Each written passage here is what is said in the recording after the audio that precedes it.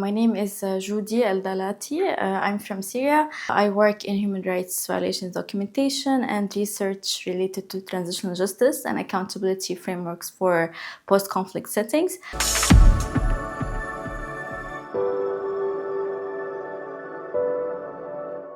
I was 13 years old when the Arab Spring demonstrations started in Tunisia, followed by Egypt and Syria. And I started witnessing accounts on the violations that took place, affecting those who stood up against the violence committed by the state. In a way, the whole Syrian population participated in the uprisings that took place back then.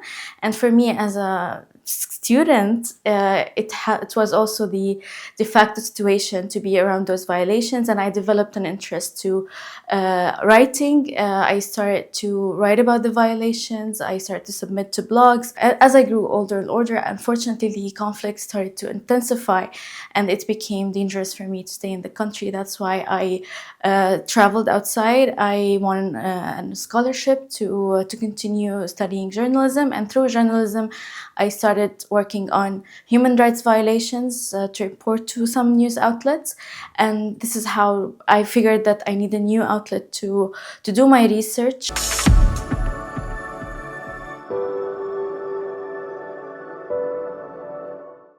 As Syrians, we have an opportunity for a democratic transition, the ideal situation that we as Syrians should aspire to, because we paid a heavy price for that, would be a democratically elected government with separation of powers.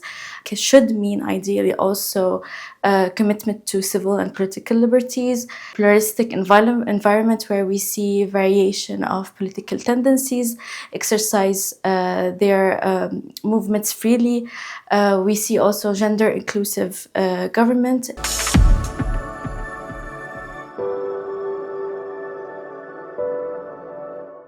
Unfortunately, Syria for the past 54 years was one of the worst contexts for human rights defenders and activists to work in. That meant that I could not, on the personal level, pursue my activism freely. It had to be very, very low-key.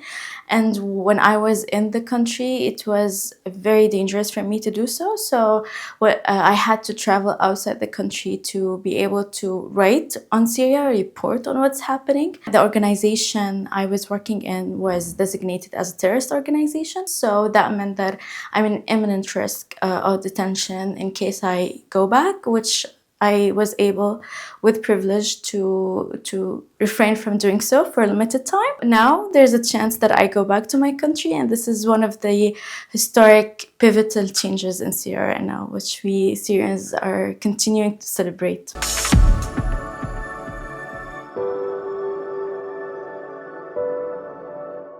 There are actually a lot of work to be done, a lot of help that Syrian people can actually use. One of which is the issue of missing persons. So upon the fall of the Assad regime, we have certain number that we had in mind that they were in detention centers, and that when the regime would fall, the gates would open and all our loved ones would go back to their families. Unfortunately, that did not happen. A sad discovery was that number of mass graves were located and mapped. What the international community can do directly on that issue is to provide forensic and technical experience. But in the broader sense, I would say to continue to push the interim government to hold its commitment to transitional justice, to hold its commitment to the transition to democratically elected political sphere, and to also to push the government to hold its commitment to the protection of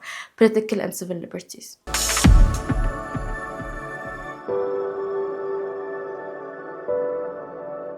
One of the priorities that should be taken very seriously is the transitional justice and how as people we can work on that. We would need to deal with fair trials, trials compliant with international laws.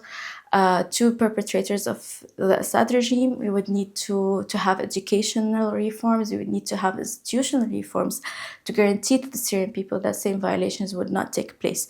So this is a really comprehensive process that should not be taken lightly by the government. If transitional justice is missed, we can still see cycles of retributive killing, and we can see the people taking law in their own hands.